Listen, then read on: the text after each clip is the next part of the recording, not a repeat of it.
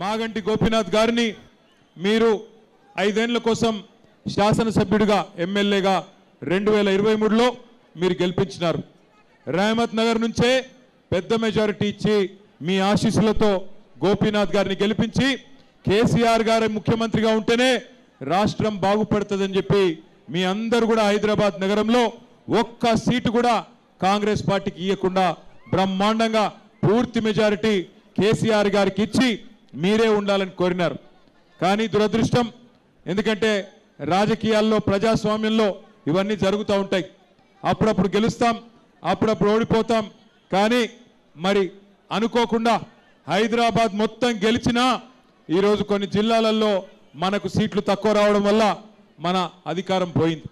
అధికారం పోయినా సంవత్సరంన్నర పాటు మాగంటి గోపీనాథ్ గారు మీ సేవలో, జూబ్లీహిల్స్ నియోజకవర్గ సేవలో, మీ రహమత్ నగర్ డివిజన్ సేవలో ఎల్లవేళలా నిమగ్నమై పనిచేసినారు. మీకు తెలుసు, ఇక్కడే ఇదే రహమత్ నగర్లో ఎస్పీఆర్ హిల్స్ ఉంటుంది, శివమ్మ పాపిరెడ్డి హిల్స్.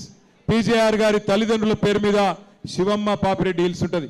అక్కడ గోపీనాథ్ గారు మరి ఆనాడు మీకోసం, ఇక్కడ ఉండే పేదల కోసం అక్కడ విలువైన 500-600 కోట్ల విలువైన స్థలాన్ని కాపాడి మీకోసం, మీ పిల్లల కోసం, మీ భవిష్యత్తు కోసం ఆ స్థలంలోనే బతుకమ్మైనా, ఆ స్థలంలోనే మరి బ్రహ్మాండంగా క్రిస్మస్ అయినా, ఏ ఆటల పోటీలు పెట్టాలన్నా అక్కడనే ఆ స్థలాన్ని కాపాడి మీకోసం పెట్టిన విషయం మీకు తెలుసు.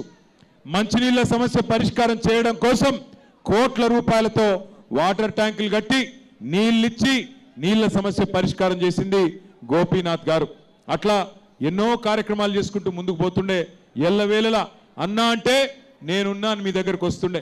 ఒక కళ్యాణ లక్ష్మి చెక్కు తీసుకొని చీర పెట్టి సొంత అన్నలాగా, ఒక మేనమామలాగా మీ ఇంటికి చీర పంపి ఆడబిడ్డల్ని గౌరవంగా చూసుకున్న నాయకుడు మాగంటి గోపీనాథ్ గారు.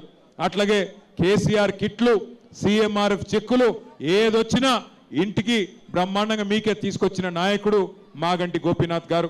అటు అభివృద్ధిని, ఇటు సంక్షేమాన్ని రెండింటిని కలగలిపి నడిపిన నాయకుడు.